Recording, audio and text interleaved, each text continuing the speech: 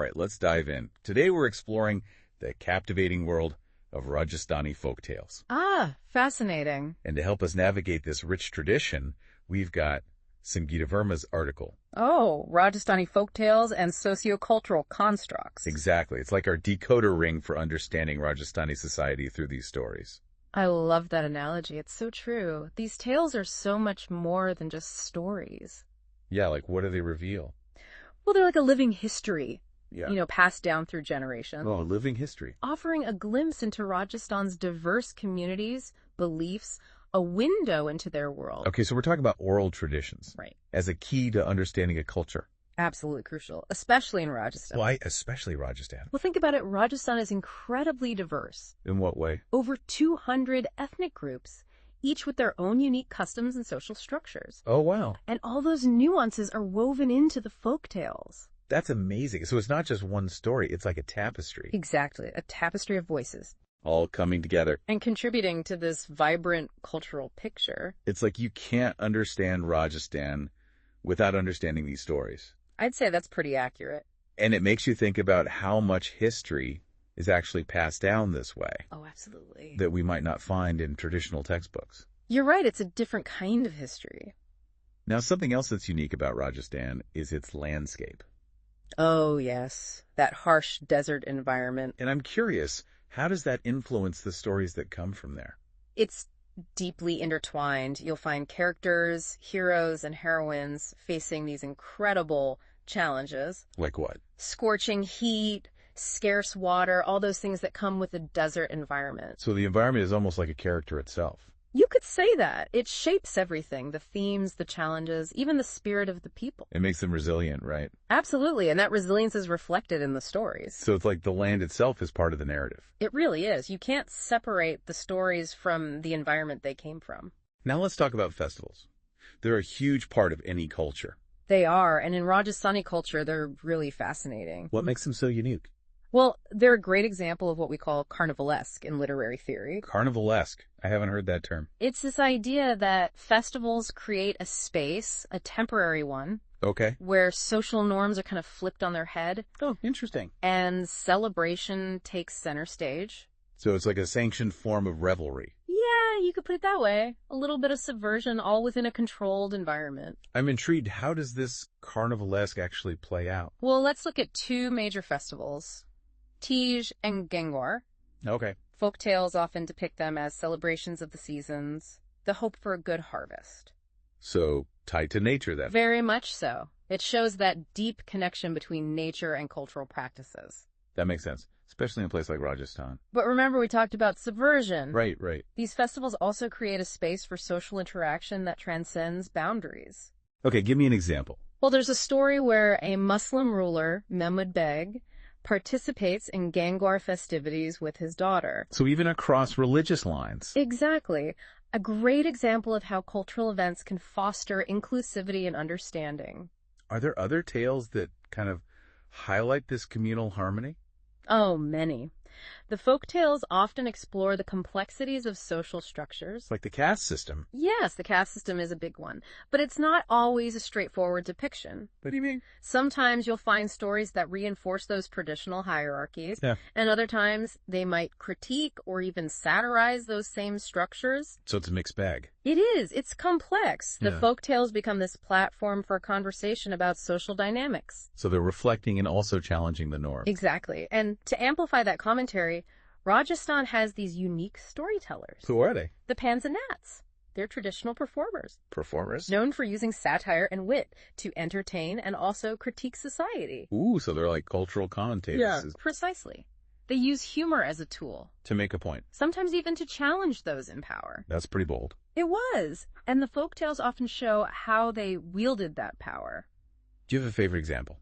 There's this great story called A True Calling. It features a Behin who's impersonating a holy man, Okay, I'm already intrigued. but he ends up showing remarkable integrity. So Abinan pretending to be holy but actually being good. Exactly. It plays with our expectations, it highlights the complexities of these figures. And it makes us think about the role of these performers, right? Yes, their performances weren't just entertainment. It was more than that. They were a way to engage with social issues, sometimes even to challenge the status quo. That's amazing. And it shows how powerful stories can be. Absolutely. They invite us to question, to think critically, to see the world from different perspectives. This is all so fascinating, but before we get too carried away, let's take a moment to reflect. Sounds good to me. It's amazing how much we've uncovered just by looking at these stories. I know, right? These Rajasthani folktales, they really get you thinking.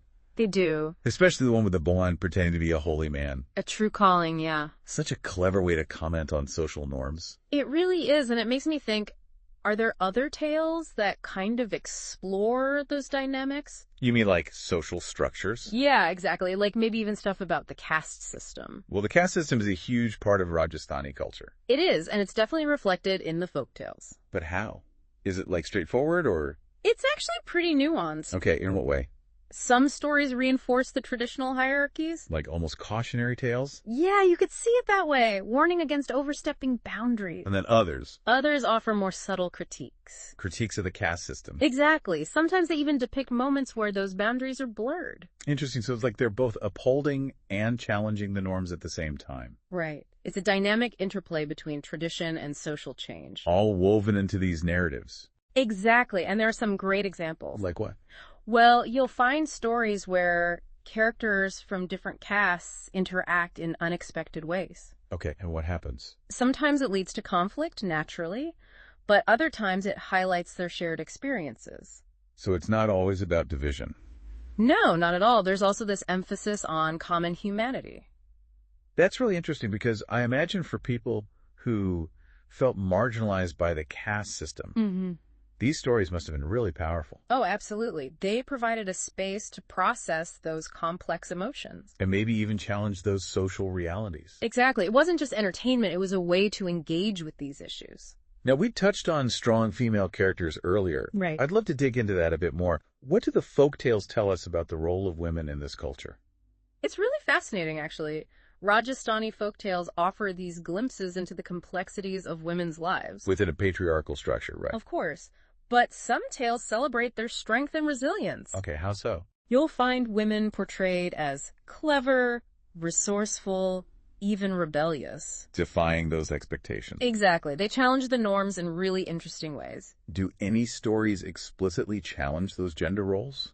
Well, outright challenges were maybe a bit too risky, but many stories subtly question or subvert those traditions. Okay, I'm listening. For instance, there are tales where female characters disguise themselves as men To achieve their goals. precisely, or where their wit and intelligence outshines their male counterparts. So even within those limitations, they found ways to push back. Absolutely. It's a testament to the ingenuity of the storytellers. And to the women themselves, right? Like they were finding ways to express their agency. Without a doubt. And let's not forget about the animal tales. Oh, yeah. Those are always fun. Yeah. But you mentioned they're not just children's stories. Right. They often serve as allegories. Oh, what? To explore deeper issues like moral dilemmas, social dynamics, even philosophical ideas. I remember you mentioned the tale of Atmaram, the parrot. What kind of deeper meaning did that one hold? Well, Atmaram's journey embodies this tension between freedom and loyalty. Freedom and loyalty. Which is a really important theme in Rajasthani culture. Because of their history of warrior kings. That's part of it, and also their fierce independence. Right, right. So Atmaram's longing for freedom while still being loyal to his king. It speaks to the complexity of individual desires versus societal expectations. It's amazing how an animal tale can pack so much in. Isn't it? What other kinds of moral lessons did these animal stories teach? Oh, all sorts of things. Honesty, courage, compassion, resourcefulness. So it was a way to instill those values in younger generations. Absolutely. All while keeping them entertained. It's really a testament to the power of storytelling. It is. These tales manage to entertain, educate, and preserve cultural values. All at the same time. But I'm curious, how did they stay relevant over time? Ah, that's where the magic of oral tradition comes in. Okay, explain. Remember, these stories were constantly being reshaped, reinterpreted. By each new storyteller. Exactly. As society evolved, so did the stories. So they weren't static. Not at all. They adapted to new challenges, incorporated current events. And subtly shifted to reflect changing norms. Precisely. That's brilliant. So even though they were rooted in the past, they were always evolving. Exactly. And that's why they're so valuable to us today. Right. They offered this incredible window into Rajasthani culture. Both historical and contemporary. Exactly. They show us the continuities and the changes across generations. It's amazing how much we can learn from these seemingly simple stories. It really is. They're more than just entertainment. They're a portal into the hearts and minds of the people who created them. And speaking of the people who kept these traditions alive... You mean the storytellers? Yes. Let's turn our attention to them. We've talked so much about the stories themselves, but what about the storytellers, the people who actually brought these tales to life? Yes, the keepers of tradition. They weren't just reciting lines from a book, right? Oh, definitely not. They were more like cultural custodians, entrusted with transmitting these stories through generations. So each telling was almost like a unique performance. Exactly. Each storyteller brought their own style, their own nuances to the table. So it wasn't just memorization, it was interpretation. Absolutely. They'd add their own flourishes, reinterpretations, even improvise based on the audience. Wow, so it was like this living tradition constantly evolving. Exactly. That's the beauty of oral storytelling. But in today's world, with everything going digital, how are these traditions being preserved? That's a good question and a crucial one. Thankfully, there's a growing movement to document these stories. Okay, how? Through recordings, transcripts, even videos of performances capturing that magic. That's good to hear, because it would be such a shame to lose these stories. It would be a huge loss. It's a rich cultural heritage that deserves to be preserved. I feel like we've only just scratched the surface, but I've learned so much already. Me too. It's been a fascinating journey. Before we wrap up, any key takeaways you'd want our listeners to remember? Well, I'd say the biggest one is that these folktales are so much more than just entertainment. Right, they're like this window into Rajasthani culture. Exactly. It's beliefs, values, struggles, it's all there. And the importance of oral tradition. Absolutely. It's how these stories have survived and thrived for centuries. And the storytellers themselves, they're like the unsung heroes. They truly are. They keep these traditions alive. What a fantastic deep dive this has been. I feel like I've been transported to Rajasthan. Me too. It's been a pleasure exploring these tales with you. The pleasure was all mine. And to our listeners out there, keep exploring, keep learning. There's a whole world of stories waiting to be discovered. Happy listening, everyone.